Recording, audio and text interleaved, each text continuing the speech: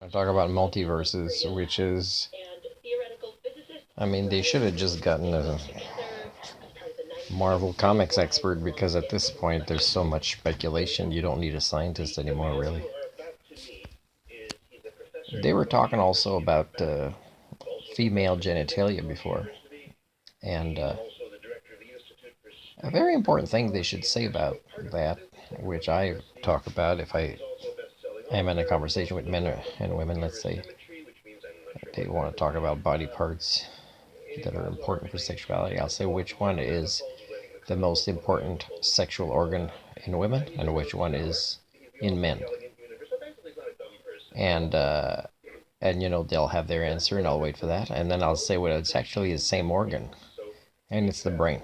The brain is not specifically just a sexual organ, but it is an organ of many things, including sexuality, and it is the more important one.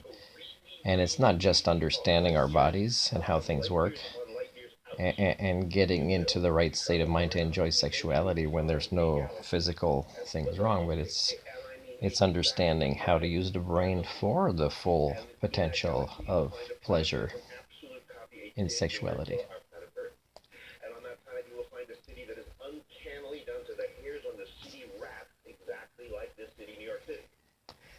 I'll listen to this for a bit. Anyways, I don't know if I'll have the patience. It's not a change of Spanish patience because at this point they're just blending fiction with nonfiction because it gets people's interest, it gets them learning about science. But when you talk about all this, you're more like, what if? Wouldn't it be cool? And it's actually possible. Like you're like,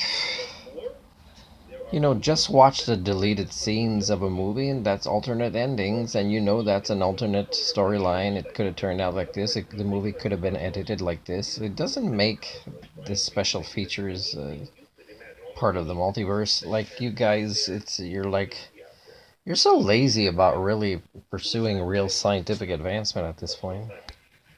Brian Greene or anybody that just says I'm going to do a series of lectures on alternate universes or the multiverse or whatever, you're going to get people show up. You can say all sorts of things, and nothing is verifiable, and it's all kind of cool. But it's also cool having your palm read for some people, right? Eventually, eventually stick to the science. Yeah, but our brains and dreams and personalities and thoughts and memories, they're not just particles. They're exchanges of forms of energy among these particles. So.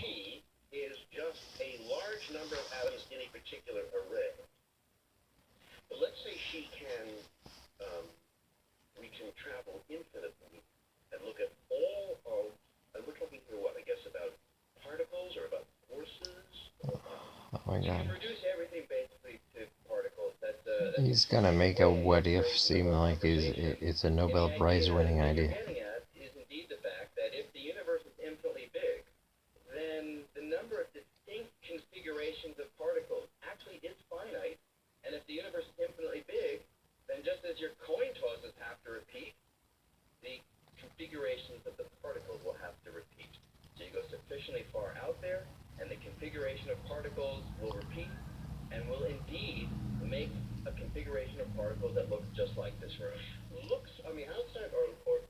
I don't know where they're going with this idea in the sense of the main topic. I'll get back to you.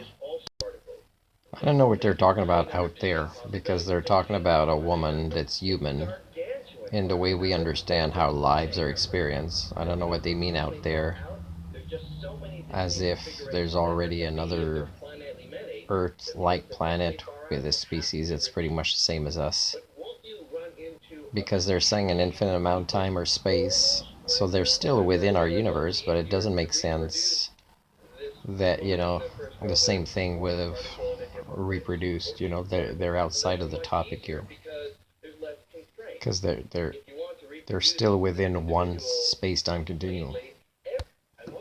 It's almost like I think these two guys should learn about vulvas and get girlfriends and stop having these kind of ridiculous conversations. Learn about intimacy, or really there are things you could still try to study in science, including astrophysics, without making this kind of nonsense popular. I missed that part. I'll try to get the rest of it.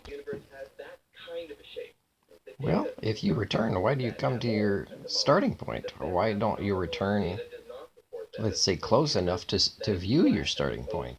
Why is it still the limited way of thinking? Why is it still so anthropocentric?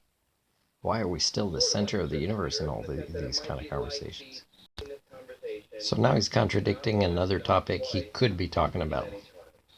Because he's saying that if, the universe keeps expanding forever, that it makes it more likely that these combinations of atoms creating this woman, having these experiences and memories will be more likely to happen.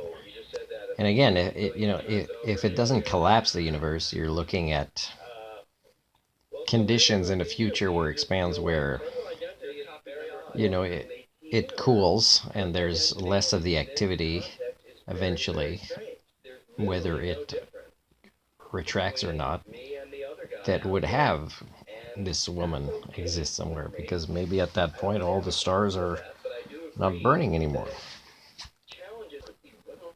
Now, now he's talking in a way as if he's a neuroscientist or an expert in psychology, because he's saying if there's an exact brain of this exact same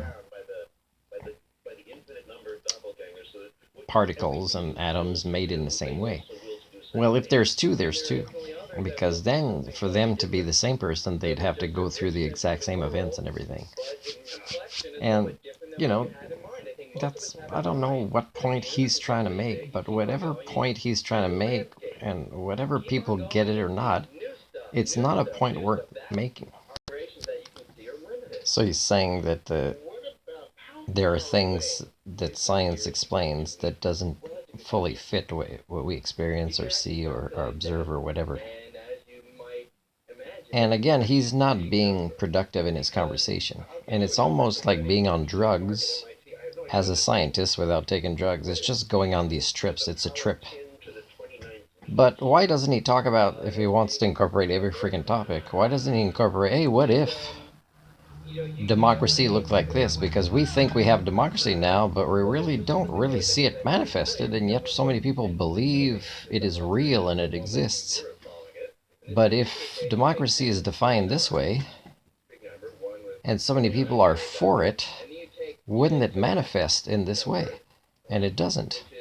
That would be a more productive conversation to have in your what if alternate universe scenario.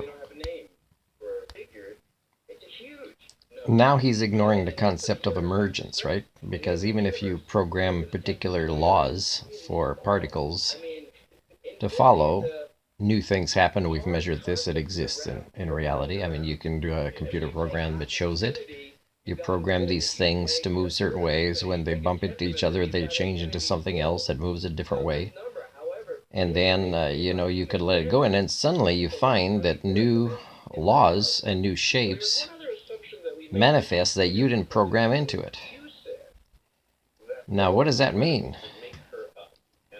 And it means that it's not just about the laws and the particles. It's about sequence of events, right?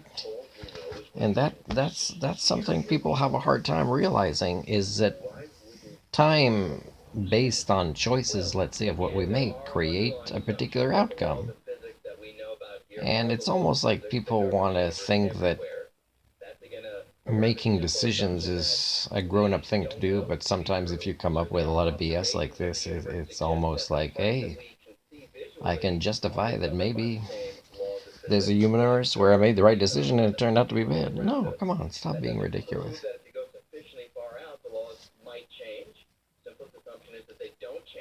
So there's a few things that exist in the universe that scientists don't talk about, but that is measurable.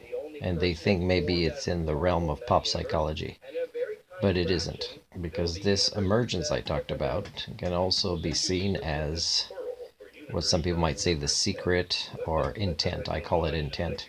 In the universe, there's the concept of intent. It's measurable. And you can't, it's measurable in events. It's not measurable, with a microscope, or, it doesn't have a carrier particle, or, it's not a wave you see, you know.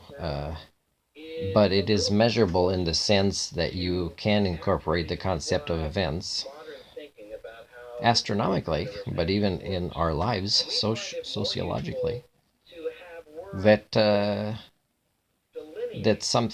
something kind of happened in a particular way where, statistically speaking, those kind of events shouldn't happen as much as they do, but they do. And for example, if somebody goes really, really strict about programming movements of these shapes in a computer program, and say, I'm pretty sure that I've accounted for everything, and nothing other than this should happen, even if you run this program for 1,000 years, and yet within sometimes less than a day, you'll see something happen. Now, what does that mean? Does it mean that programmer is incompetent and there's something they didn't think about? Or does it mean that maybe, we need to get better at that kind of concept of, programming?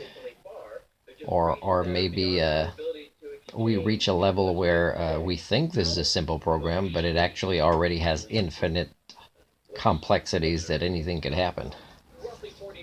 But the thing is, what if it's not that? What if there's just a concept of intent and it affects events, and a program playing itself out falls under the realm of events.